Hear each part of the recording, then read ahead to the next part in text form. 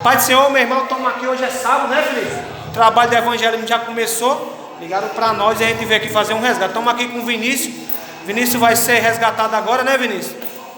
Vou voltar para aí, meu filho. Tá bom, Felipe, aí tem o que para falar aí, Felipe? Jesus é a solução, cara. Isso aí. Nada está perdido. Ei, para você ver como Deus é Deus. A gente estava na Cidade da Esperança, né, Felipe? Cidade Nova, ligaram para nós e a gente veio buscar aqui no Jardim Progresso o Vinícius, né, Vinícius? Diga aí, Vinícius, você sabe que Jesus é o caminho, a verdade e a vida. É sim.